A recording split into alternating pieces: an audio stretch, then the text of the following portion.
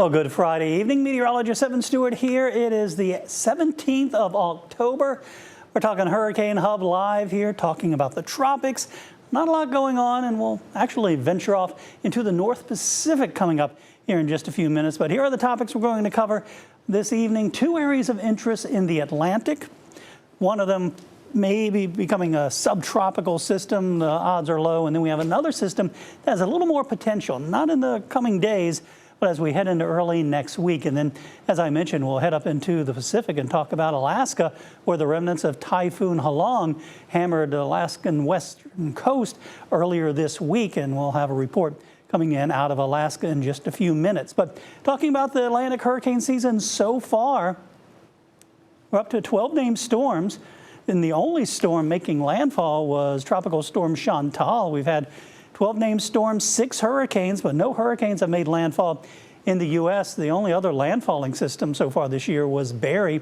We had short-lived Lorenzo and very short-lived subtropical storm Karen not too long ago. But again, so far things are fairly quiet in the tropical Atlantic. The two areas that we're watching, one, you might be able to see it here. It doesn't look like a tropical system because it's not. It is a non-tropical low, but there are some chances that it might try to take on some subtropical characteristics. Again, we had Karen that was over here by the Azores. That was a short-lived subtropical storm, only lasted about 18 hours. And then we have this cluster of thunderstorms down here east of the Windward and Leeward Islands, the Lesser Antilles, that has a little bit of a better chance for development. So we'll get into this system.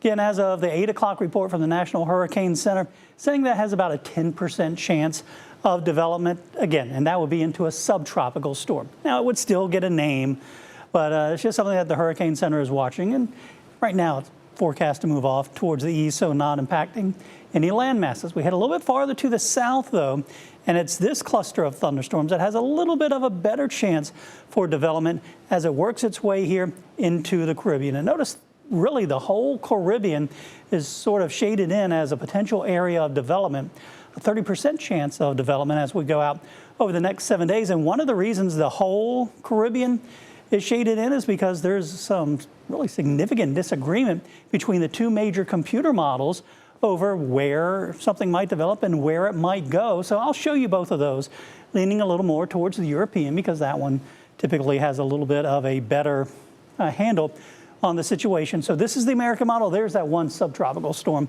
They're off towards the north. And again, not much associated with that non-tropical low, that tropical wave that is out there east of the Lesser Antilles. So we go Saturday, Sunday into the weekend, Monday, Tuesday, Wednesday. Then we get into this area of development down here that we were talking about. So this is next Thursday.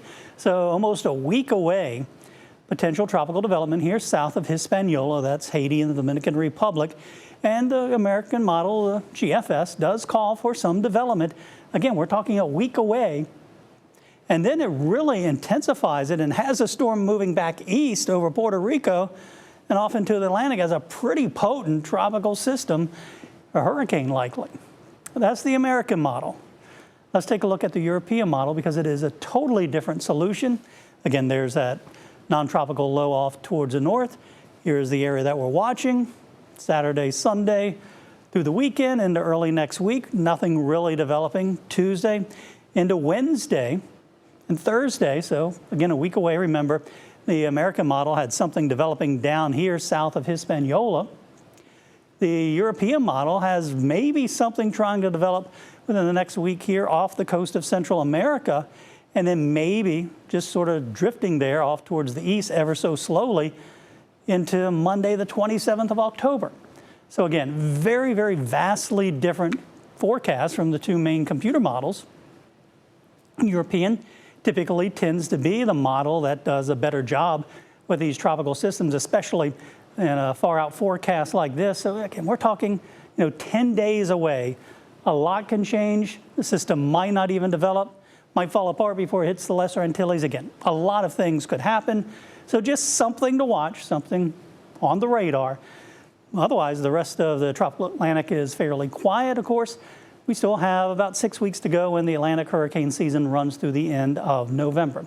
So that's what's going on in the Atlantic. And the Pacific is actually very quiet. And the Pacific has been very active this year, but right now, really nothing going on. There's just one area here, south of Mexico, a pretty favorable area of development this year, and typically a favorable development area off the coast of Mexico only has about a 10% chance of development over the coming days. So things are starting to quiet down in the Pacific as well. So that's the latest on what's going on in the Atlantic and the Pacific. When we come back, we'll talk about what impacted the west coast of Alaska and have a report coming in from some of the flooding and some of the devastation that happened in our 50th state.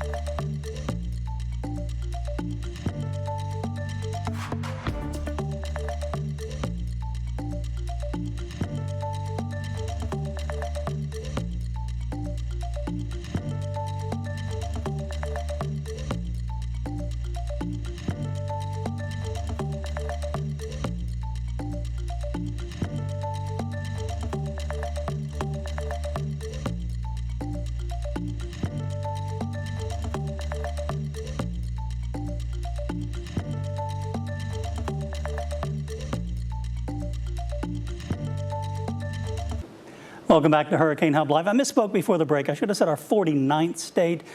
Alaska was our 49th. Hawaii was our 50th, both of them admitted in 1959. Alaska was in January. Hawaii was in August. So our 49th state. Anyway, hundreds of residents from remote Alaskan villages, native villages, are being airlifted after a storm hammered the state's western coast this week. Well, not a tropical system anymore. The system was made up of the remnants of Typhoon Halong. Now, one person has been killed while two others are missing. Rebecca Palsha spoke to residents forced from their homes. Sophia, Paul, Holden, Paul, Brandon, Paul. It's hard to know where to begin. I was frightened. When you have nothing left. It was just so fast. The water came up. When my window broke, I knew it was time to head to the school before it was too late. Too late to save your home, too late to save the village of Kipnuk after hurricane-force winds gusted over 100 miles per hour, causing catastrophic storm surge flooding, destroying homes. There is a lot of debris, sewage is coming up. You'll see, because nothing can be buried because the ground it's a marsh, it's a tundra. So the caskets got washed away. There's stuff floating around, power lines in the water. Everything is either underwater or collapsing. The only choice, evacuation. I was scared. First here in Bethel and then to Anchorage. The goal for today is we're going to potentially move about 400 or 500. The water took everything. Some homes floated 4 or 5 miles away. It started coming into the floor, the water, and it was just scary. We started drifting away and going in circles, which made it a little bit more scarier because we couldn't see the school lights anymore from our big window. Really, no words exist. There's just sadness. It's really confusing right now. I don't know how I'm feeling. I got home about 3 weeks ago. I was planning to be there for the rest of the month before I go to college in January. Now it's gone.